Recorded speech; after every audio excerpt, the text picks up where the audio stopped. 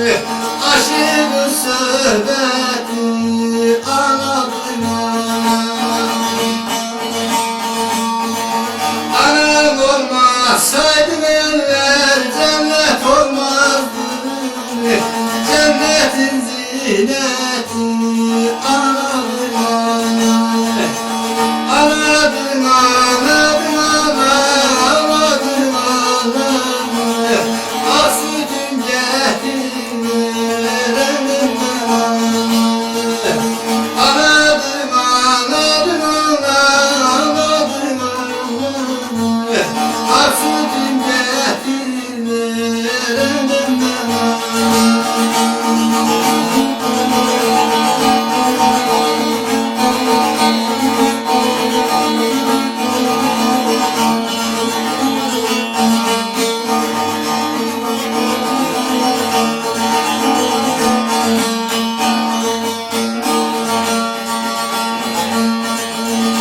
Ayılan hafdayla ben taşıdım.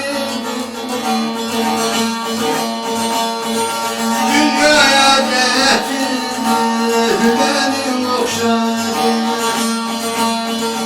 Kokusu çiçekten daha yakşıdır. Dünya tabiatı anladım, anladım, anladım, anladım, anladım. Ak sütüm getirmedim. Anladım, anladım, anladım, anladım. Ak sütüm getirmedim.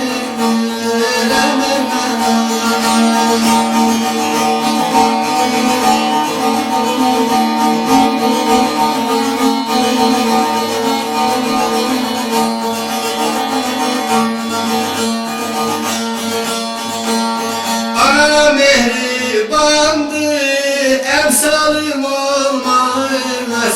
Yavuz çok dese de kitaplar